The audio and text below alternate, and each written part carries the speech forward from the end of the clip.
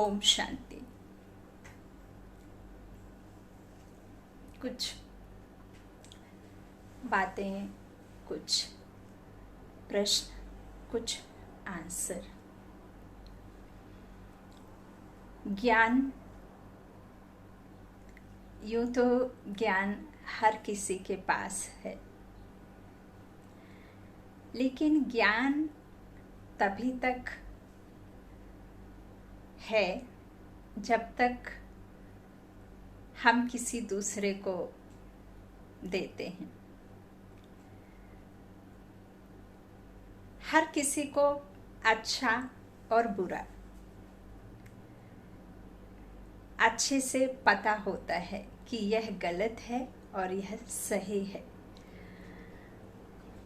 जैसे ही बारी जब खुद पर लागू करने की होती है, तब वह ज्ञान काम नहीं करता। जब तक आप किसी को ज्ञान की बातें बताते हैं, तब तक वो ज्ञान बहुत अच्छा लगता है, लेकिन वही ज्ञान यदि आपको कोई देने लग जाए तो आपको वह आपका अपमान जैसा अनुभव होता है। मेरे पास तो है, ये कैसे मुझे बोल सकते हैं। यदि यही समझ, यही नॉलेज, यही ज्ञान, यही अच्छा और बुरा, यदि सबसे पहले इस बात को खुद पर लागू किया जाए, खुद से शुरुआत की जाए,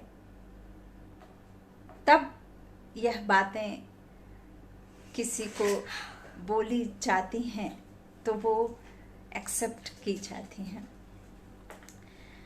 ज्ञान भी बहुत तरह के हैं। जैसे एक इंजीनियर है, वह भी एक नॉलेज है। एक डॉक्टर है, वह भी एक नॉलेज है। कोई भी छोटा या बड़ा काम करने का किसी के पास यदि नॉलेज है, तो ज़रूरी नहीं है कि वह नॉलेज आपके पास में भी हो। जैसे मान लीजिए कि एक कारपेंटर है, तो जो वो काम करता है वह ज़रूरी नहीं है कि वह कला हमारे में भी हो। और कोई जो बर्तन बनाने वाला है, वह कला सिर्फ उसी के पास होगी। ज़रूरी नहीं है कि वो हर किसी के पास हो। हाँ, शौक में आप सीख सकते हैं, एक शौक के तौर पर, लेकिन वो जो नॉलेज, वो समझ, वो इंजीनियर, वो डॉक्टर, वो एक मटके बनाने वाले की या फिर एक बर्तन बनाने वाले की जो भी एक नॉलेज है, जो ज्ञान है, जो उसके अंदर हुनर है, वो हुनर कहीं ना कहीं उसके जीविका का साधन है। जो उसके पास में नॉलेज है, वो उसके शरीर निर्वाह के लिए वह सब पढ़ाई करता है और वह सब नॉलेज लेकर के आगे जीवन कैसे, भौतिक सुख सुविधाओं को कैसे आगे चलकर हम जो है उसका इस्तेमाल करके अपने जीवन में आगे शरीर निर्वाह कर सकें। कई बार आपने देखा होगा कि हम जानते हैं कि यह गलत है, लेकिन कई बार हम वह काम करते रहते हैं और लगता है कि मैं सही हूँ, सामने वाला गलत है। एक्सेप्ट नहीं कर पाता है, जबकि वह खुद जानता है कि मैं गलत हूँ, लेकिन सामने वाले के सामने बिल्कुल भी ये मंजूर नहीं करता है। अब ऐसी कौन सी ज्ञान है? ये सब तो हुई आपके शरीर निर्वाह के लिए नॉलेज, जिसे ही हम सचमुच सब कुछ समझते थे। ये लौकिक नाम, ये मान, ये सम्मान, ये शान, ये थोड़ा पैसा, ये थोड़ा ओहदा, यदि वो मिल गया तो समझ लिया कि हमें पूरा संपूर्ण ज्ञान है।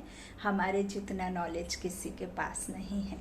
लेकिन क्या उस नॉलेज से, क्या उस डॉक्टर, इंजीनियर और उस वकालत करने से, क्या आपके अंदर का जो इस संसार में जिस कारण से अशांति है, जिसकी वजह से दुखी है हर एक इंसान, जिसकी वजह से संसार में इस तरह के ये नज़ारे देखने को मिल रहे हैं, क्या वह नॉलेज हमारे पास में है? क्या हमने उस नॉलेज को धारण किया है? और ऐसी है यदि कोई नॉलेज, तो वो नॉलेज है कौन सी जिससे इस संसार में सार वाला संसार और सुखी संसार आएगा या आने वाला है, या आप इधर उस संसार को ला सकते हैं? सुखी संसार, विश्व खुश हो, सिर्फ एक परिवार नहीं, पूरा विश्व में शांति हो। अब देखिए, किसी के पास में शास्त्रों की नॉलेज है, किसी के पास में एक कहना चाहिए कि अपनी कहना चाहिए ज्योग्राफी, जो लौकिक सब्जेक्ट हम पढ़ा करते हैं स्कूल कॉलेज में, उसकी नॉलेज है। तो क्या उस नॉलेज से आपके अंतर मन के जो अशांति है, जो आपके घर में दुख है, जो आपके घर में परेशानियां हैं, क्या उस नॉलेज से वो दुख, वो परेशानियां खत्म कर सकते हैं आप? या फिर सिर्फ आप शरीर निर्वाह के लिए उस पढ़ाई का आप इस्तेमाल कर सकते हैं? ओम शांति। तो देखिए, यही परमात्मा ने संगम युग पर हमें आकर के बताया है कि मीठे बच्चे, जो आपके पास में नॉलेज थी, उससे आत्माओं की सद्गति या उससे, उस ज्ञान से आपको कुछ भी प्राप्ति नहीं है। वह तो सिर्फ आपके अल्पकाल अर्थात एक जीवन, अर्थात जो हमारा ये जब तक तन में ये आत्मा रूपी प्राण है, तब तक के लिए वह आपकी नॉलेज आपके साथ रहेगी। उसके बाद आपको फिर वही पढ़ाई, वही छोटे बच्चे का जन्म, फिर वही बड़ा होना, फिर वही आपको पढ़ाई लिखाई करना, फिर वही आपको इस कहना चाहिए अपने शरीर निर्वाह के लिए आगे मोटिव बनाना, एम ऑब्जेक्ट रखना कि पढ़ाई करके हम ये करेंगे, ये कमाएंगे, घर बनाएंगे, ये करेंगे। इस तरह से उसका एम ऑब्जेक्ट तो यही रहता है। ऐसे तो नहीं यूं ही उठाया बैग और चले गए, या माता पिता बच्चों को स्कूल भेज देते हैं कि चलो पढ़ना है, ज़रूरी है। नहीं, ज़रूरी क्यों है? ज़रूरी वो क्यों है? क्योंकि आपको पता है कि आगे चल के इस शरीर को भी कुछ चाहिए है, खाना पीना, रहने को जगह, गाड़ी बंगला, यह सब कि आगे चल के यह अपने पैरों पे खड़े हुए, है ना। ये नॉलेज जो है हम, तो वो होती है अल्पकाल के लिए। यदि अब बैठे बैठे कोई किसी का चलते फिरते ही कोई तन को छोड़ देता है, आत्मा छोड़ देती है, तो उस समय उसकी जो मान लीजिए 30 साल उसने कोई अच्छी पढ़ाई की, IIT का एग्ज़ाम दिया, कुछ इस तरह से बहुत अधिक एजुकेशन लिया, सालों साल पढ़ाई की, और खुदा न खास्ता यदि उसका शरीर छूट गया, तो उसकी पढ़ाई, उसका पैसा, उसकी मेहनत, उसका वो जो भी है, वो सब उसी समय, उसी क्षण सब खत्म हो जाता है। तो इसे ही परमात्मा की भाषा में अल्पकाल का सुख कहते हैं। ऐसे ही बाबा ने कहा है कि क्षण भंगुर का, है ना, क्षण मात्र के लिए सुख की बात बाबा ने कही है। तो अब यहाँ हमें ये समझना है कि ऐसी कौन सी ज्ञान है जिसके बिना इस संसार में शांति नहीं हो सकती, और जिसके बिना किसी भी आत्मा की सद्गति नहीं हो सकती, और किस ज्ञान के बिना हमें जो है आने वाले जीवन में सुख की प्राप्ति नहीं हो सकती। तो वह सिर्फ और सिर्फ उस परम पिता परमात्मा के ज्ञान के बिना इस संसार में सुख नहीं हो सकता, आप सुखी नहीं हो सकते। आप यदि खुद को नहीं जान पाएंगे तो आपको वो ज्ञान की नॉलेज नहीं मिलेगी, और ज्ञान आपको मिल भी जाएगा यदि आप उसका स्वरूप नहीं बनेंगे। ज्ञान देखिए, मान लीजिए परमात्मा ने कहा कि ईश्वर रोज कहते हैं, बाबा कहते हैं ना कि मुरली मिस मत कीजिए, है ना। तो मुरली मिस मत कीजिए कह दिया बाबा ने मुरलियों में, तो हमने रेगुलर ऐसे थोड़े दिन रखा, सुना, और समझ में नहीं आती, कई को नहीं समझ में आती, सचमुच नहीं समझ में आती, क्योंकि एक समय था तब हमें भी नहीं समझ में आती थी। तो क्या है कि मुरली में कुछ कुछ पॉइंट्स होते हैं जो, मान लीजिए कि कई बार ऐसा होता है, काम विकार या महाशत्रु बाबा कहते हैं मुरली में, और हम आप बहुत सारे ऐसे हैं जो ग्रस्त में जुड़े हैं। तो सबसे पहला तो आपका वही हिम्मत, आप हार जाते हैं कि बाबा हर बार यही कहते हैं, और खुद को गिल्टी फील होती है कि हम तो ग्रस्त में हैं, हमसे तो बाबा ये चीज़ कहते हैं वो भी नहीं छूटती, और ये बात बोलते हैं तो वो भी, बहुत सारी चीज़ें हैं। कई बार एक बहन का भी क्वेश्चन बार बार करती थी वो कि मेरे घर में जो है गार्लिक और अनियन ये सब यूज़ करते हैं, और ऊपर से बंगाली हैं, तो फिर घर में तो नहीं चल पाता है ऐसे वैसे। तो वो अंदर ही अंदर बहुत गिल्टी फील किया करती थी कि ग्रस्त में। तो देखिए, बाबा का जो मुरली सुनना सुनाना, या उनका जो रोज का मुरली वाली बात कहते हैं बाबा की, डेली आपको मुरली ज़रूर सुनना है। उसी के पॉइंट में आपके जो रोज़मर्रा के जीवन के जो है आपके ही प्रश्नों के उत्तर होते हैं, वह तो बिल्कुल सच्ची बात है। लेकिन क्यों छोड़ देते हैं मुरली? क्योंकि जो बाबा ने उस 2.5 पेज की मुरली में, या आधा घंटे 1 घंटे की मुरली में जो बीच में एक बात कही, वो बात आप क्या समझते हैं कि सिर्फ और सिर्फ इतने करोड़ों आत्माओं में से सिर्फ वो बात मेरे लिए कही गई है, मेरे लिए कही गई है, तो आप स्टॉप कर देते हैं। क्यों? क्योंकि आप श्रीमत पर नहीं चल रहे हैं। तो आपको ऐसा अंदर से लगता है कि बाबा के उसमें तो मैं खरा उतर नहीं पा रही हूँ, तो मैं ये मुरली छोड़ देती हूँ, क्योंकि बाबा तो ये बात के लिए मना करते हैं। अब बाबा तो ये भी कहते हैं कि बच्चे, संसार में सर्व आत्माओं का अलग अलग पार्ट है और अलग अलग जीवन जीने का है। हम कर्म योगी हैं, तो कोई श्रेष्ठ योगी है, कोई राज योगी है, कोई बाबा के, जो बाबा कहते हैं कि मैं अपने घर में सबको नहीं बिठा सकता हूँ। यदि हम चाहें भी इस संसार की सर्वात्माएं जाके मधुबन में बैठ जाएं, तो बाबा कहते वो तो पॉसिबल नहीं है, मैं तो इतना नहीं बिठा सकता हूँ सबको। तो इस संसार में एक का पार्ट नहीं मिलता दूसरे से। जैसे अब मेरा पार्ट है तो किसी दूसरी आत्मा से नहीं मिल सकता। आपका यदि कोई पार्ट है तो आपका किसी से नहीं मिल सकता। और ये संसार जो दुख सुख का जो 2 हैं, इसमें जनरेशन कहते हैं, एक दुख की दुनिया और एक सुख की दुनिया, एक नई दुनिया और एक पुरानी दुनिया, एक रावण राज्य और एक राम राज्य। तो राम राज्य को स्थापन करने वाला स्वयं ईश्वर है, और रावण राज्य को स्थापन करने वाला रावण ही है, अर्थात मनुष्य है। और मनुष्य के वो 5 विकार हैं जिससे रावण राज्य शुरू होता है, और 5 विकारों की वजह से ही ये संसार में दुख होता है। यह बात का नॉलेज कोई इंसान नहीं दे सकता। अब यदि मैं कहूँ कि ये जो मैं यहाँ बैठ करके यदि आपको ये बातें कह रही हूँ, मैं नहीं कह रही हूँ, कभी भी ये तो आपको समझना नहीं है कि ये बहन कह रही है।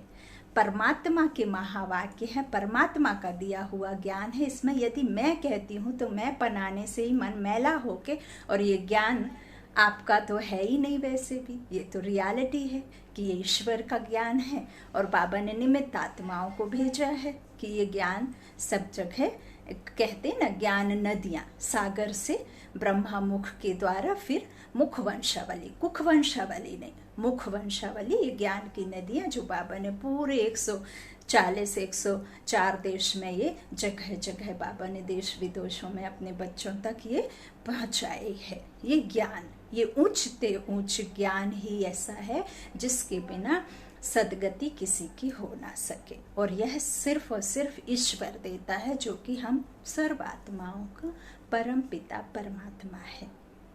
तो मुरली के कई पॉइंट्स में जो मनुष्य आत्माएं मूझ जाती हैं और नहीं सुनते हैं या छोड़ देते हैं या समझ में नहीं आती है, उस बात को लेकर के कई बार छोड़ते हैं। कोई मूझ जाते हैं, कोई पॉइंट में समझ में नहीं आते, सोचते हैं क्या ये बाबा ऐसे बातें लिखता रहता है, भगवान हो करके ऐसी बातें लिखते हैं। हाँ, कई बार साइंस से रिलेटेड बातें लिखते हैं, कई बार कुछ लिखते हैं, कई बार कुछ बताते हैं। तो देखिए, ये हमारा जो परमपिता परमात्मा की सर्वात्माएं जो बच्चे हैं, तो उनसे ही तो रिलेट है ना।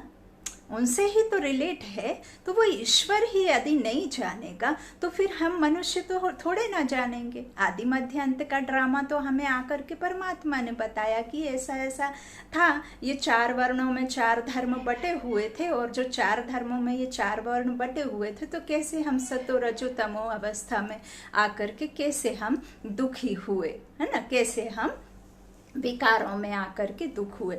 द्वापर में भी इतना दुख नहीं थे जितना अब ये नरक अर्थात इस कलयुग में आकर के हुए ना, क्योंकि चारों तरफ सिर्फ और सिर्फ बेकार ही बेकार है। हाँ, प्रेम इंसान चाहता है लेकिन प्रेम देना नहीं जानता है। ज्ञान पता है लेकिन ज्ञान खुद के लिए नहीं रखता है, दूसरों को देने के लिए रखता है। ज्ञान की बातें करनी जब करवानी होती हैं तो बहुत अच्छा, लेकिन यदि सामने वाले के लिए कुछ कहा, खुद के लिए वो बारी आई, तो फट से बदल जाते हैं। और यही घर में होता है। जो हमारे जीवन में यदि हम फैमिलीज को ही ले लें, तो यदि आपकी फैमिली में कुछ इंसिडेंस हुआ, कोई भी हो, कोई ऐसा कुछ एक इशू होते हैं, बहुत सारे फैमिली में आजकल तो हर घर में इश्यूज होते हैं, कुछ ना कुछ बातें होती हैं। तो क्या होता है कि जब तक आपके पड़ोसी में, आपके रिलेटिव में, आपके किसी थर्ड पार्टी के साथ में वो इशू है, तब तक आप खूब मजे लूटते हैं, खूब बातें करते हैं, खूब समाज की बातें करते हैं, खूब बड़ी बड़ी बातें करते हैं। लेकिन यदि वही बात आपके साथ में हो जाती है तो आपको कैसा फील होता है? तब हमें कैसा लगता है कि हमने तो दूसरों के खूब लिए और मजे भी उड़ाए, और जब हमारे साथ होता है तो हमें फिर कैसा फील होता है? तो ये सब चीज़ें देखिए, हम इस संसार में आए हैं तो ऐसा नहीं है कि इस संसार में आकर के दुख सुख दोनों चीज़ें साथ साथ चलती हैं, क्योंकि यह है ही दुख की दुनिया। कोई भी संसार में, अब बाबा ने यह भी कहा है कि ये जो भी साइंस की चीज़ें हैं, जो भी ये फ्लाइट हैं, ये जो भी विमान हैं, फ़ोन हैं, ये सब चीज़ें जो इलेक्ट्रॉनिक्स हैं, ये सब 100 वर्षों की बनावट है। 100 वर्षों के अंदर इनका निर्माण हुआ है, पहले यह सब नहीं था। आप कैसे इसे एग्जाम्पल के द्वारा समझ सकते हैं कि हर एक का किसी न किसी तरह से विलेज से जरूर कांटेक्ट करते होंगे, आपके रिलेशन में जरूर कोई ना कोई गांव से बिलोंग करते होंगे। हम भी गांव में पले बड़े, हम भी वही मिट्टी धूल में पले बड़े। तो आपने देखा होगा, फोन वोन तो अपने ज़माने में हम कल्पना भी नहीं कर सकते थे, अकल्पनीय चीज़ें थी। जब सिर्फ और सिर्फ बैलगाड़ी और तांगा ही हमने अपने लाइफ में देखा था, और सब तो चीज़ें ये बाद में शुरू हुई। और ये इतने बड़े बड़े मकान, इतने बड़े बड़े गैस, ये सब चीज़ें ही नहीं देखी थी, फ़ोन का ही कभी कल्पना भी नहीं की थी। एक लिफाफा होता था, आज का मुरली में भी और कल आने वाली मुरली में भी बाबा ने ऐसे सब बातें बताई हैं कि ये 100 वर्षों का है, तो वो 100 वर्षों में ही जो है सब कुछ ख़त्म भी होना है, आप माने और या ना माने, क्योंकि वो तो बाबा की बनावट तो दी नहीं है, वो तो साइंस का दिया हुआ है ना। तो साइंस का दिया हुआ है, तो जब तक जो चीज़ें बाद में आई हैं तो वो चीज़ें पुरानी फिर नई होना है, तो फिर वो चीज़ों को ख़त्म भी तो होना है। तो ये सब बनावट बाबा कहते हैं 100 वर्षों की हुई है। ये सब कुछ ऐसा पहले नहीं था। हाँ, अब आना ही जाना नहीं, एक छोटी सी दुनिया, छोटा सा झाड़, सतयुगी 9 लाख आत्माएं, तो पूरा विश्व, पूरा संसार ही वो 9 लाख आत्माओं का। तो धीरे धीरे जास्ती बढ़ते गए, धीरे धीरे ये साधन बढ़ते गए, धीरे धीरे ये सब चीज़ें आई, क्योंकि फिर आवाजाही भी तो करनी है, आना जाना कैसे होगा? पहले तो आप एक गांव दूसरे गांव के लिए आप पैदल भी चले जाते थे, कैसे भी चले जाते थे।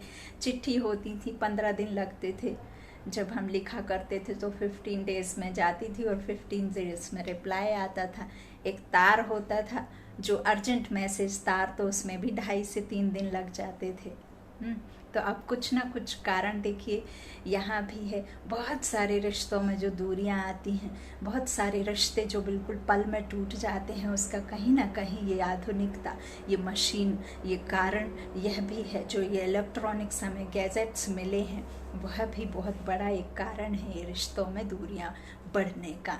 पहले तो घर में एक विवाह होता था, एक लड़की आती थी या हमारे घर से कोई लड़की जाती थी विवाह के बाद, तो हम उस समय क्या करते थे, यदि कुछ गड़बड़ है भी, पहले तो माँ बाप ही ऐसे संस्कार नहीं देते थे कि आप जब मन करे तब आप छोड़ करके आ जाओ, ऐसा कोई भी पेरेंट सिखा कर नहीं भेजता था।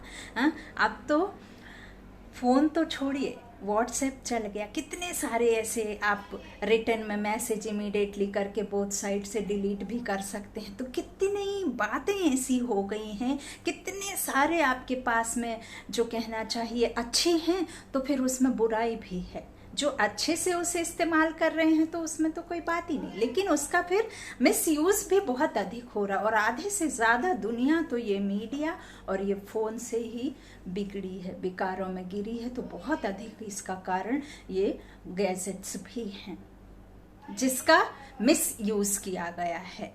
अब क्या होता था, आपने पहले 15 दिन में चिट्ठी लिखी या कोई तकलीफ में है, उसके ऐसा नहीं है कि बैड नहीं निकला, रिजल्ट बैड नहीं आते थे, बैड रिजल्ट्स भी होते थे, लेकिन प्लस पॉजिटिव ज़्यादा होते थे। अब तो मुश्किल से यदि 100 घरों में शादी विवाह हो रहे हैं तो कम से कम 50% 60% रिश्ते जो हैं ख़त्म ही हो जाते हैं। क्यों?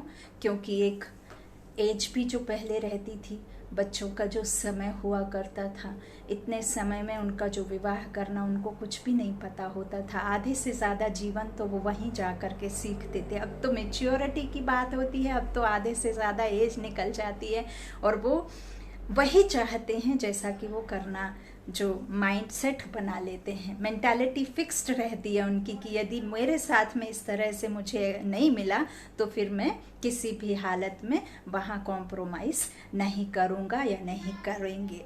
या पेरेंट्स भी यही कह करके, बहुत सारे, हर किसी के साथ में ये बात नहीं फिट बैठती, लेकिन बहुत सारे ऐसे केस हैं। पहले जब तक वो लेटर आता था तब तक बात ठंडी हो जाती थी, तब तक वो चीज़ों में वापस जो है रिश्ता बन जाता था। अब तो सेकंड्स नहीं लगते, 1 सेकंड में आप यहाँ से वहाँ बात कर सकते हैं। तो कहीं ना कहीं इसका मिसयूज भी है, कहीं ना कहीं नुकसान भी है उसके कारण। और बिल्कुल मेंटली प्रिपेयर होकर जाते हैं कि हमें ऐसा ऐसा चाहिए और ऐसा ऐसा नहीं है, तो हम ना तो चला पाएंगे और ना ही चलने देंगे। और बोथ साइड से ये जो कहते हैं ना कि गरम खून बोलते हैं, गरम खून नहीं बोलते हैं, ये जो बोलते हैं ना, ये जो हमारे अंदर में सहने की शक्ति नहीं है, हमारे अंदर निर्णय लेने की क्षमता नहीं बची है, हमारे अंदर बिल्कुल बल नहीं बचा है, हमारे पास नॉलेज होने के बावजूद भी हमारे अंदर बिल्कुल शांति नहीं रहती है, बहुत जल्दी क्रोध हो जाते हैं, क्रोधित, प्रेम नहीं है अंदर में, किसी के प्रति इमोशंस नहीं है, किसी के प्रति हमारे निस्वार्थ सेवा या निस्वार्थ भाव नहीं रह गए हैं किसी के प्रति। हर एक रिश्ते में, चाहे वो माता पिता का आपस में या बच्चे और माँ का या बाप का और बेटे का रिश्ता हो, तो हर जगह आज के समय में सिर्फ और सिर्फ जो स्थूल धन है, कहीं ना कहीं वो भी कारण बना हुआ है जो रिश्तों में दूरियां पैदा कर देते हैं। जितना धन, जितनी प्रॉपर्टी, उतने ही आपका माता पिता से लव, जितना पिता को एक्सेप्टेंस रहती है, एक्सपेक्टेशन रहती है, और एक्सेप्ट कम करते हैं, एक्सपेक्ट ज़्यादा करते हैं, और वो एक्सपेक्टेशन के जैसे चाहते हैं वैसा उनको नहीं मिलता है तो वो उन्हें एक्सेप्ट नहीं करते। हर जगह गलतियां हैं, ऐसा नहीं है कि कोई पेरेंट्स ही गलती करते हैं या कोई बच्चे ही गलती करते हैं। बहुत सारे ऐसे जगह पे हैं जहाँ पेरेंट्स भी गलती करते हैं और उतना ही प्यार देते हैं जितना आपके पास में प्रॉपर्टी है, जितना मिलेगा उतना हम उनको चाहेंगे, उतने दिन हम रखेंगे। उस हिसाब से भी बच्चे आजकल माता पिता को प्यार कर रहे हैं। तो कहीं ना कहीं जो ये कारण है, तो ये संबंधों में जो मिठास नहीं है, वो स्वार्थ है। हर एक रिश्ते में स्वार्थ है, बिना स्वार्थ के कोई रिश्ता बचा ही नहीं। इसीलिए तो कहते हैं ना बाबा, इसीलिए बार बार कहते हैं, ऐसा नहीं है कि सतयुगी दुनिया में आपका जीवन नहीं होगा, या बंधन जो कहना चाहिए कर्म नहीं होगा, या आपकी दो जो कहना चाहिए 2 हाथ 2 पैर ऐसी बनावट मनुष्य की नहीं होगी, ऐसे ही बनावट होगी। किसी के कोई भगवान के ऐसे जो है ना इस तरह से 4 हाथ किसी देवी देवता के नहीं होते हैं, है ना। तो इस तरह से जो कहना चाहिए कि सेम ऐसे ही होते, लेकिन वहां कर्म जो होता है ना अकर्म होता है।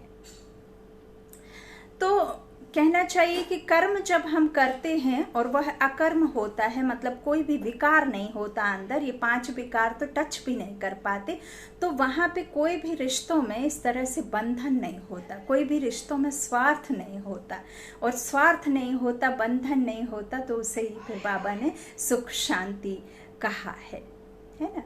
तो इस तरह से जो कहना चाहिए कि आज का जो समय है, तो इस तरह से सबको दोनों तरफ से गलतियां होती हैं, कोई एक तरफ से गलती नहीं होते हैं, है ना। गलतियां एक तरफ से नहीं होती हैं, ताली दोनों हाथ से बजती है, कहीं ना कहीं उस तरह से भी होती है। पेरेंट्स भी कई बार गलती कर देते हैं, और आजकल तो जो अंदर बल नहीं है ना, किसी भी तरीके का बल नहीं है ना, तो हम सिखाते हैं, और हम इतना बच्चों को इतना पैम्परिंग करके पालना दे देते हैं कि वो सहन भी नहीं कर सकते, क्योंकि हम उन्हें ऐसा बना देते हैं।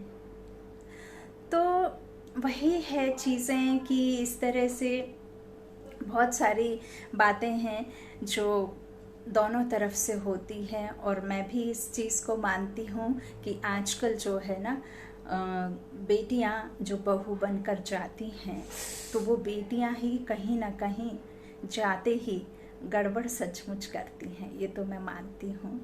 क्योंकि ऐसा हर जगह नहीं होता है, हर जगह नहीं होता है, लेकिन यह भी कहीं कहीं होता है, क्योंकि उनको उस तरह से बात कही जाती है कि सहना मत, अपने 2 लोगों के अलावा तीसरे को एंटरटेनमेंट में इंटरफेयर नहीं करने देना, ज़्यादा से ज़्यादा काम नहीं करना, और दोनों तरफ से गलतियां होती हैं, ऐसा नहीं कह सकते। और फिर कई कई बहुत दुखी भी हैं, जो अच्छे होते हैं उनके साथ में इतना बुरा हो जाता है कि जो है दिल दहल जाता है, कभी आप कल्पना भी नहीं कर सकते। तो ऐसे भी मिल जाते हैं लोग, भल बेटियां कितनी भी अच्छी हों, कितनी भी समझदार हों, कितने भी अच्छे से उनको सामने वाले को रिस्पेक्ट दें, लेकिन वो लोग किसी भी तरीके से जो है उसको प्यार नहीं दे पाते हैं, सिर्फ डाउरी को लेकर के, ये पैसे को लेकर के उसके ऊपर हमेशा टॉर्चर। कितने ऐसे केस हैं जो बेटियां इस तरह से कितने चली गई हैं जीवन से, और कितना खुश हो कर के माँ बाप भेजते हैं। तो ऐसा नहीं है कि एक तरफ से है।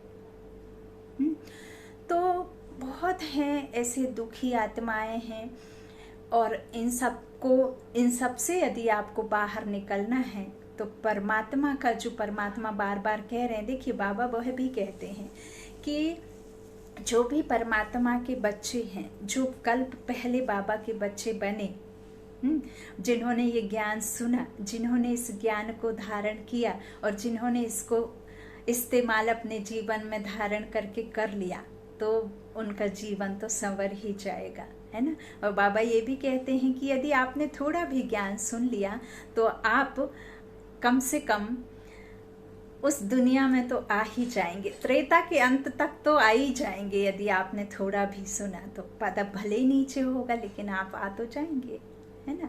तो इस तरह से बहुत सारी चीज़ें जो बाबा सच में मुरलियों में सभी के लिए कहते हैं, ऐसा कोई एक पर्टिकुलर बात को लेकर एक ही मनुष्य आत्मा के लिए नहीं कहते हैं। बाबा के तो सभी बच्चे हैं, बाबा तो सबको बराबर देते हैं, बाबा किसी को कम किसी को ज़्यादा नहीं देते हैं। अब कितने हजारों मनुष्य आत्माएं हैं जो बाबा की सेवा करना चाहती हैं, लेकिन कोई कोई बंधन में है, कोई बंधेलियाँ हैं, कोई किसी कारण से सेवा नहीं कर पाते हैं। तो देखिए यह भी तो परमात्मा का कितना बड़ा आपके ऊपर में कहना चाहिए हाथ है कि बाबा हमें इतना सेवा का निमित्त बना करके, निमित्त देखिए कभी भी ना तो ज्ञान सुनने वाले को ये समझना है कि सामने वाली सुनाने वाली कोई मनुष्य है, और ना ही सुनाने वाले को कभी ये गुमान करना चाहिए कि यह ज्ञान मेरा है। यदि यह दो बातें आपने ऐसे समझी तो फिर बाबा कहते हैं कि यह तो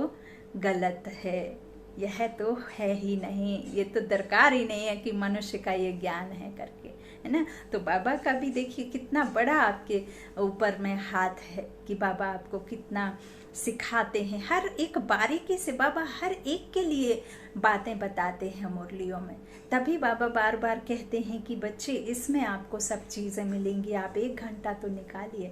आज के समय में हम कहते हैं हम दुखी हैं दुखी हैं दुखी हैं, और कई बार संकल्प भी आपके काम नहीं करते हैं और कहते हैं कि हमने तो 6 महीने से 8 महीने से 1 साल से बाबा से जुड़े हैं, रोज सुबह अमृत वेला भी करते हैं, खूब राजयोग करते हैं, लेकिन हमारे कोई काम तो बनते नहीं हैं। तो देखिए सबसे पहले तो सिर्फ रट्टा नहीं मारना है किसी भी चीज को, जब तक आप उसका कहना चाहिए खुद में विश्वास नहीं करेंगे और खुद दृढ़ में नहीं लाएंगे दृढ़ता के साथ में, और उस परमात्मा पर निश्चय नहीं होगा, तो आपके संकल्प भी काम नहीं करते हैं। ऐसा नहीं है कि आपने अपने लिए तो इस्तेमाल कर रहे हैं, खुद के लिए वो संकल्पों की शक्ति इस्तेमाल कर रहे हैं, और आपके घर में ही कोई दूसरा सदस्य है, मनुष्य आत्मा है, उससे आप जेलसी फील करते हैं, उसके लिए बुरा सोच रहे हैं, नेबर्स के लिए बुरा सोच रहे हैं, आपके रिलेटिव के लिए बुरा सोच रहे हैं, तो वो संकल्प आपके काम में आपके काम नहीं करेगा, वो आपके ऊपर में लागू करने ही नहीं देगा जो चीज़ें आप चाहते हैं। तो आपको विचारों से भी सबके लिए वही सोचना है कि जैसे मैं अपने लिए चाहता हूँ वैसे ही सामने वाले के लिए आपको सोचना है। सबसे पहले तो आपको वो संकल्प को अपने अंदर में धारण करना है कि जैसे मैं हूँ, कौन हूँ, परमात्मा की संतान हूँ तो हूँ, मैं अकेली नहीं हूँ, मैं हूँ शिव शक्ति, मैं शिव की शक्ति हूँ, मैं नहीं हूँ अकेली। तो उसे आपको संकल्प को सिर्फ रिपीट नहीं करना है, उसे अनुभव करना है, उसे ऐसा आपको बिल्कुल स्वरूप बना लेना है कि हाँ मैं हूँ, मैं अकेली नहीं हूँ। हम कहीं जब जाते हैं ना तो हम मन में निकलने से पहले ये डर लेकर के चलते हैं कि जैसे ही बाहर निकलेंगे दुनिया इतनी खराब है, क्या पता मेरे साथ में क्या हो जाए। तो आप क्यों ऐसा सोचते हैं कि क्या पता मेरे साथ क्यों हो जाए? ऐसा क्यों होगा जब आपका पिता, आपका बेहद का बाप, आपका वो परम पिता सर्वशक्तिमान शिव बाबा जब आपका बन गया है, तो आप ऐसा विकल्प, ऐसा संकल्प, ऐसा व्यर्थ लेकर के निकलना ही क्यों? हम कई बार कितनी चीज़ों से घर में बैठ कर के रह गए हैं कि कहीं ऐसा उसके साथ हुआ, मेरे साथ ना हो जाए।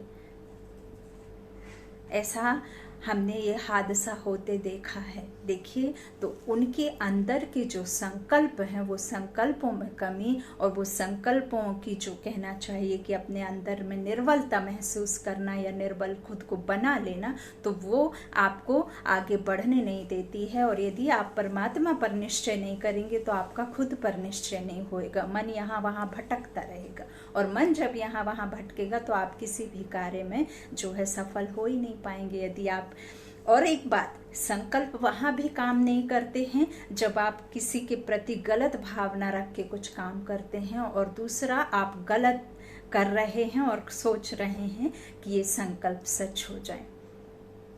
अब मान लीजिए कि कोई ड्रिंक करता है या कोई नॉनवेज खाता है और सोचे कि बाबा ने तो कहा है कि खाने में, भोजन में पावरफुल थॉट डाल करके खाना खाइए, जो भी आप खाने पीने की चीज़ें हैं उसमें वो थॉट अच्छे अच्छे पावरफुल डाल करके खाइए, यूं ही नहीं खा लीजिए। तो क्या आपका वो जो कहना चाहिए शराब है वो पावरफुल बन जाएगी क्या? या आप जो गलत खा रहे हैं वो पावरफुल हो करके आपको क्या वो सात्विकता देगी, या वो शरीर में ऐसी ऐसी शक्ति पैदा करेगी। हाँ, अब कई कई तो कहते हैं कि बाबा मुझे बहुत अच्छा मोबाइल मिल जाए, क्योंकि मैं इस बात के लिए संकल्प करते हैं, इसके लिए उठ करके सुबह में अगर अमृत वेला करेंगे तो क्या बाबा आपको ऐसे ही कुछ भी जो आप नहीं होना चाहिए वो भी दे देगा? क्या ये एक पिता अपने बच्चों को गलत राह पर देखते हुए ले जाते हुए उसका कार्य करेगा क्या?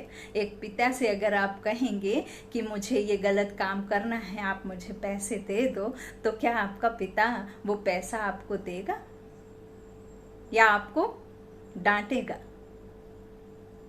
तो यह संकल्प जब तक आप खुद में धारण करके उसका स्वरूप नहीं बनेंगे और आप खुद पर निश्चय नहीं करेंगे कि यदि मैं ये कह रही हूँ कि मैं सफल हूँ और मैं भाग्यशाली हूँ, मैं धनवान हूँ, तो आपको ऐसा नहीं है कि आपने कह दिया कि मैं धनवान हूं और आपने अपने लॉकर में चेक किया या लॉकर की तरफ बुद्धि भगाई और कहा उसमें तो अभी 20 ही रुपए हैं, और ऊपर से बाबा ने कहा है कि संकल्प ये वाला करो, या ये बहन ने कहा था कि संकल्प करो कि मैं धनवान हूं और मेरे अलमारी में तो 20 रुपए हैं, अब वो कैसे 100 रुपए में बदली होंगे? तो आपने वो संकल्प किया और दूसरे ही पल आपने वो संकल्प को कमजोर भी बना दिया, तो फिर आप कैसे धनवान होंगे? कैसे आपको परमात्मा जो है धनवान बना देगा? तो आपके संकल्पों की शक्ति तो आपको तभी कार्यरत होगी ना, तभी आपको सफलता दिलाएगी ना, जब आप उसमें उस तरह से टिकेंगे, उसका मतलब आप वैसा अनुभव करेंगे। ऐसे कार्य नहीं करते हैं कोई भी काम। अब बच्चे को हम कहते हैं, आजकल तो सबसे ज्यादा इशू जो है, घर में बच्चे रह रहे हैं तो सचमुच बहुत तंगा भी देते होंगे, बहुत सारे बच्चे बहुत सचमुच शैतान होते हैं और वो पूरे दिन परेशान करते हैं। तो उनके लिए भी देखिए, अब हमने बचपन से उनको वैसे ही देखा है कि ये शैतान है, शैतान है, शैतान है। अब आप सोचें कि किसी बहन ने या किसी बी के भाई ने कुछ इस तरह से बताया है कि आपका बच्चा, आप ऐसे संकल्प करो कि ये संस्कारी है, ये शक्तिशाली है, ये बुद्धिमान है, और आप ये संकल्प करते भी रह रहे हैं, और आप सोचें कि 10 दिन का टारगेट दिया था और हमें तो 20 दिन हो गए और ये संकल्प तो काम ही नहीं कर रहा। क्यों नहीं कर रहा काम? क्योंकि आप उस समय तो कर लेते हैं, लेकिन फिर जैसे ही उस बच्चे की तरफ नजर दौड़ाते हैं या मन बुद्धि से उस तरफ जाते हैं और आप तुरंत फिर वही शुरू कर देते हैं और पूरे घर के लोग वही रिपीट करते हैं कि ये तो शैतान है, ये तो शैतान है, ये तो काम का कुछ है नहीं, ये तो पढ़ता लिखता है नहीं, ये तो बस ऐसी। तो आपके जो घर के वाइब्रेशंस हैं, उन वाइब्रेशंस में कौन सा छिड़काव आप कर रहे हैं, कौन सा आप स्प्रे डाल रहे हैं? तो ये सब चीजें जो है तभी कार्य करती हैं जब आप उस तरह से उसे शक्तिशाली बना करके करेंगे और आप ऐसा कहना चाहिए फील करेंगे। अब ईश्वर को ही ले लेते हैं, भगवान आपको मान लीजिए कि चलिए ठीक है बाबा कि हम बच्चे बन गए, तो अब बाबा हमने सीख लिया कि बाबा बहुत मीठा है, बाबा शांति का सागर है, बाबा सुख करता दुख हरता है, बाबा ये काम भी कर देते हैं, वो काम भी कर देते हैं, बाबा तो बच्चों के बुलाने पर बंधे हुए हैं, बाबा तो आते ही हैं। तो बाबा आते हैं, बाबा शक्तियाँ देते हैं, बाबा शांति देते हैं, तो वो शांति यदि आप अनुभव नहीं करेंगे और यदि आप वो शक्ति खुद में धारण नहीं करेंगे तो आप शक्तिशाली कैसे बन जाएंगे? बाबा आपके साथ साक्षात खड़े नहीं होते हैं आकर के। बाबा तो आपके अंदर बल भरते हैं ना, उसे आपको अनुभव करना है। बाबा कोई नीचे उतर के आपको मनुष्य रूपी उसमें आ नहीं जाएंगे तन में। हाँ, ये जरूर है कि वो कई बार ऐसी जगह पर, ऐसी सिचुएशन में, ऐसी परिस्थितियां जब आती हैं कि जब आप अकेले उस कार्य को नहीं कर सकते, तो आप परमात्मा की याद में यदि रह करके वह कर्म कर रहे हैं या वो परिस्थिति को आप परिस्थिति में आप बार बार परमात्मा को याद कर रहे हैं, तो उस समय जरूर वो फरिश्तों को, निमित्त आत्माओं को, मनुष्य आत्माओं को आपके सामने जरूर भेजेंगे, जो आप समझ भी नहीं पाते कि ये तो मैं सोच भी नहीं सकती थी कि ये हो जाएगा, और इतनी अच्छी रीति से ये हो गया कि मैंने कभी कल्पना भी नहीं की थी। तो वही तो परमात्मा की शक्तियां हैं ना, वही तो बाबा के निमित्त है ना फरिश्ते। वही तो बाबा को भेजते हैं। और जब वो आकर के वो मनुष्य आत्माएं आपका कार्य करके जाएंगी ना, तो आपको कभी भी ये बात नहीं कहेंगी कि मैंने आपके ऊपर एहसान किया है। लेकिन वही अगर मनुष्य आत्मा खुद सोचेगा कि मैं गया था, मतलब जब देह भान में जाएगा, तो वो ये जरूर हर दिन कहेगा और हर किसी से कहेगा कि मैंने उनका यह कार्य किया। हर किसी को ये बात बोलेगा कि मैंने उनके इस समय पे ऐसे ऐसे साथ दिया था। लेकिन उस समय अगर परमात्मा की याद में रह करके हमारा जब कोई मनुष्य काम करता है, तो वो ये सोचता है कि हमारा कर्तव्य था, मनुष्य होने के नाते हमारा फर्ज था, आपको बार बार रिपीट नहीं करेगा। ये बातें हैं परमात्मा से जुड़ने की, और परमात्मा से आपको कैसे हेल्प मिलती है। तो बाबा खुद ही कहते हैं कि मैं रहता हूँ हर पल, हर क्षण तुम्हारा साथ रहता हूँ, लेकिन मुझे अनुभव करो कि मैं तुम्हारे साथ हूँ। ऐसा नहीं है कि साथ हूँ और अगले ही पल कोई परिस्थिति आई और घबरा गए, तो फिर आपको वो परिस्थिति से क्रॉस करना खुद को मुश्किल है ना, है ना। कोई भी बात, और आती भी है, बाबा ये भी कहते हैं कि आती हैं बातें, आती जाती हैं, और नहीं आएंगी तो फिर आप संभलेंगे कैसे, है ना। एग्ज़ाम होता है तो आगे क्लास में जाने के लिए होता है, ऐसा तो नहीं है कि आप बिना पढ़े बिना लिखे अगली क्लास में आपको भेज दिया जाता है ना। और ये पावरफुल जो परमपिता परमात्मा शिव सर्वशक्तिमान है, तो वो तो वैसे ही हैं जैसे कि आप बिजली है, आपके घर में बिजली के उपकरण बहुत सारे हैं, लेकिन जिससे हम कनेक्ट करते हैं, चाहे आप फ्रिज चला लें, चाहे आप मिक्सी चला लें, चाहे आप आयरन मशीन चला लें, चाहे आप जो है वॉशिंग मशीन चला लें, लेकिन आप किसी के घर में भी आती कहाँ से है बिजली? करंट जिसे हम पावर कहते हैं, वो पावर तो एक से ही लेते हैं, उसके रूप अलग अलग हो गए, उसके हमने उपकरण में अलग अलग तरीके से उसका इस्तेमाल किया, लेकिन है तो एक ही पावरफुल ना, जिससे हम पावर खींच रहे हैं, ले रहे हैं।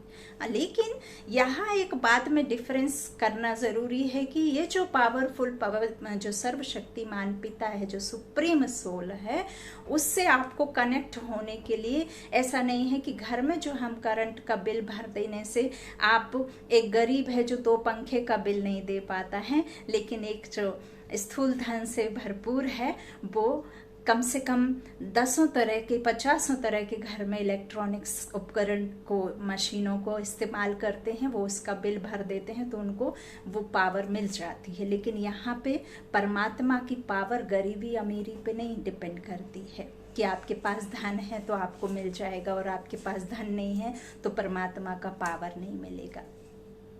ईश्वर का पावर उसको ही मिलता है जो व्यर्थ से मुक्त रहता है, जो अपने अंदर में ये 5 विकारों से मुक्त रहता है, और जो किसी के लिए इस तरह से संकल्प गलत नहीं चलाता है, और जो उससे कनेक्ट रहता है, वह भी इस देह भान से न्यारे हो करके खुद को आत्मा निश्चय करके यदि उसका पावर लेते हैं, तो वो हर क्षण हर पल ठीक वैसे ही जैसे आसमान कभी आपकी सर से जाता नहीं है, ऐसे ही परम पिता परमात्मा आपकी छत्र छाया बनकर हर पल आपके साथ ही रहते हैं, लेकिन उसे सिर्फ आपको महसूस करना है।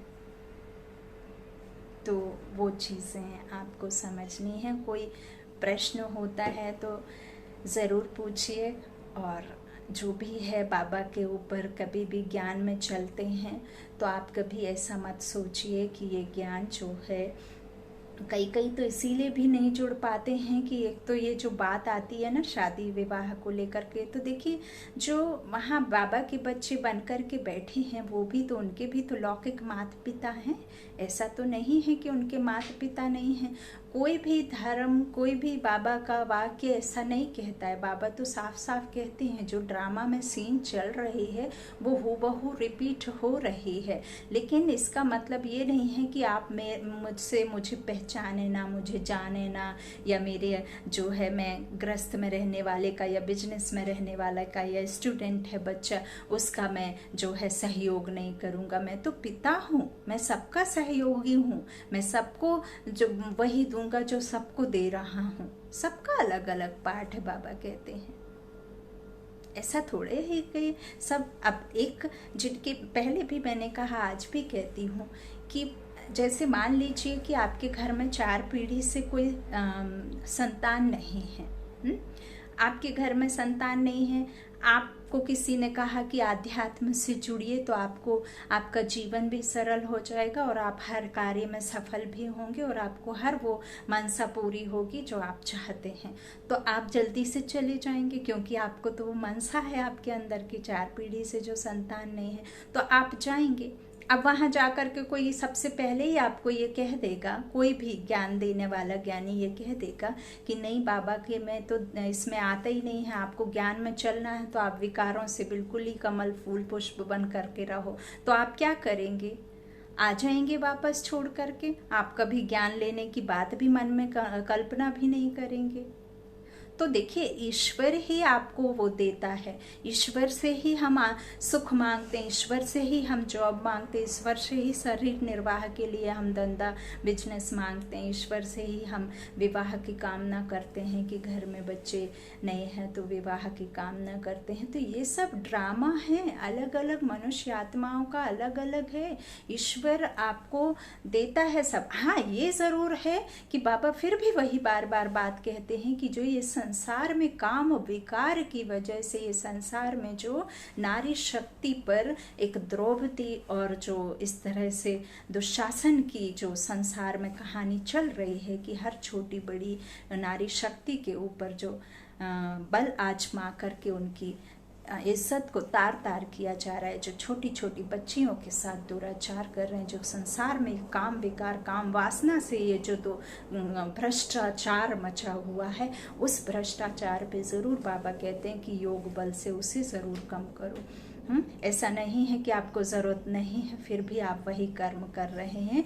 वही विकर्म कर रहे हैं जो आपको नहीं करना है। तो वो श्रीमत के खिलाफ है, वो श्रीमत के खिलाफ है, क्योंकि आपको नहीं भी है तो भी आप एक तरह से टाइम पास कह दो, या फिर आपको वो कहना चाहिए बहुत बड़ा विकर्म जो आपके साथ संस्कार, जो कमी कमजोरी संस्कार है वो चल रहा है साथ में, और आपको नहीं भी ज़रूरत है तो भी आप उसको साथ में लेकर के चल रहे हैं। क्रोध नहीं करना तो भी दिन रात क्रोध कर रहे हैं। आपको किसी को प्रेम देना भी है, वो सामने से बहुत अच्छे से बात कर रहा है, लेकिन आप हर बात में चिड़चिड़ के बात कर रहे हैं, तो वो गलत है, वो नहीं करना है। आपने देखा होगा कि बहुत सारे घर में ऐसे होते हैं कि एक ऐसा होता है जो पूरे घर के माहौल को अशांति में बदल देता है, और कोई एक ऐसा भी होता है जिसके आते ही घर में सिर्फ और सिर्फ शांति हो जाती है। ऐसा नहीं कि डर से शांति होती है, उसके आते ही पता नहीं क्यों कि ऐसा लगता है कि अब वो आ गया तो मेरे घर का हर काम में अच्छा हो जाएगा, हर कार्य अच्छी रीति चलने लग जाएगा, और आप अंदर से ऐसा अनुभव करते हैं कि अब तो ये आ गए, अब तो डरने की कोई बात नहीं है। या कोई ऐसा है भी रहता है जो बिल्कुल आने से ऐसा लगता है जैसे आत्म संतुष्टि मिल रही है, अब तो शांत हो जाते हैं सब, है ना। तो आप कौन सी आत्मा है उसमें से? आप घर में अशांति करने वाली आत्मा है, या आप जो इस तरह से क्रोध में आकर के सबको चिल्लाने वाली आत्मा है, या हर बात में आप चिढ़ने वाली आत्मा है, या आप प्रेम देने वाली आत्मा है? और यदि आप प्रेम नहीं दे पा रहे हैं, आप किसी कारण उस संस्कार को कमी खत्म करना चाह रहे हैं और नहीं हो रहा है, तो आप बहुत शक्तिशाली संकल्प कर लीजिए कि मैं मास्टर सर्वशक्तिमान आत्मा हूँ, और मैं शांत स्वरूप आत्मा हूँ, मैं प्रेम के सागर की लहरों में प्रेम में डूबती हुई सदा प्रेम देने और प्रेम लेने वाली आत्मा हूँ। ना तो मैं प्रेम कहना चाहिए दुख दे सकती और ना ही दुख ले सकती, मेरा ये संस्कार है ही नहीं, क्योंकि मैं आत्मा ओरिजिनल मेरा जो धर्म है, निज धर्म निज गुण है, वो है ही शांति। तो मैं शांति की किरणें फैलाती हूँ और मैं खुद भी शांत रहती हूँ, और मैं परमात्मा से कनेक्ट होकर के पूरे घर के वातावरण को शांत नुमा बनाती हूँ, शक्तिशाली बनाती हूँ। और मेरे जिधर मैं खड़ी हो जाऊं तो मेरे संकल्पों की शक्ति से आसपास के वाइब्रेशन से एकदम शांत हो जाते हैं, शक्तिशाली बन जाते हैं, पॉजिटिव हो जाते हैं। ऐसे आप अच्छे अच्छे संकल्प करके देखिए और अनुभव के साथ कीजिए, है ना। तो इस तरह से आप ज़रूर करिए और परमात्मा का साथ लेकर के चलिए। स्वस्थ रहिए, सुरक्षित रहिए, अपना ख्याल रखिए और अपना आत्मबल बढ़ाइए, अपना बल भरोसा ईश्वर के प्रति बढ़ाइए और बाकी अपना जो भी बच्चा जीवन है उसे अच्छी रीति, सरल रीति निभाइए। आज का मुरली बहुत अच्छा है, मुरली ज़रूर सुनिए। बहुत सारे पॉइंट्स बाबा ने जो दिए हैं, धारणा के दिए हैं, कब कौन सी शक्ति को कैसे बाबा को याद करना है, कैसे बाबा को हमें जो है सुबह में बात करनी है, बाबा से कैसे अच्छे अच्छे पॉइंट्स बाबा ने आज मुरली में दी हैं। और मुरली हो सके तो हर हाल में जिधर से भी आपको मिलती है मुरली ज़रूर सुनिए। ज़रूरी नहीं है कि कोई एक ही जो है सुनाने वाले से आपको पसंद है तो उसी से सुने, नहीं, मुरली जहाँ भी आप कैच कर सकते हैं, सेंटर जा कर के कर सकते हैं आप, नहीं बहुत मुश्किल है तो घर पर आप कैच कर सकते हैं, या इस तरह से लाइव या मुरली कैसे भी आप ज़रूर सुनिए। कोई एक से सुनने का नहीं है, जहाँ आपको मुरली समझ में आती है वहीं आप मुरली सुन लीजिए, जिससे अच्छी लगती है उससे सुन लीजिए। कोई ऐसा आपको बंधे हुए नहीं हैं आप, है ना। ईश्वर के महावाक्य एक हैं, सिर्फ सुनाने वाले का थोड़ा ऊपर नीचे तरीका होता है, थोड़ा किसी का सरल भाषा हो जाता है, कोई एग्जाम्पल देता है तो हमारे जो जीवन से जुड़े हैं उनको जोड़ करके एग्जाम्पल दे देता है, लेकिन मुरली की लाइन में कोई चेंजेस नहीं होते हैं। बाबा की मुरली पूरी दुनिया में जहाँ जहाँ भी जाती है सेम होती है। और बाबा की तो भाषा भी कोई नहीं है। बाबा कहते मेरी कोई जो है तमिल, तेलुगु, गुजराती, बंगाली, इस तरह से पंजाबी कोई भाषा नहीं है, मेरी तो भावना की भाषा है। मेरा तो बच्चों से जो कनेक्शन है ना, वो रूहानी, रूह का रूहानी पिता से प्यार है। और रूह तो बोलती नहीं है ना, रूह के तो जो बातें होती हैं वो तो रूहानी पिता ही सुनता है, तो उनकी कोई भाषा नहीं है ना। बाबा तो भाव का और आपके प्यार का भूखा है, आपकी सच्चाई का बाबा जो है साथ देते हैं, है ना, सच्चाई और सफाई। ओम शांति।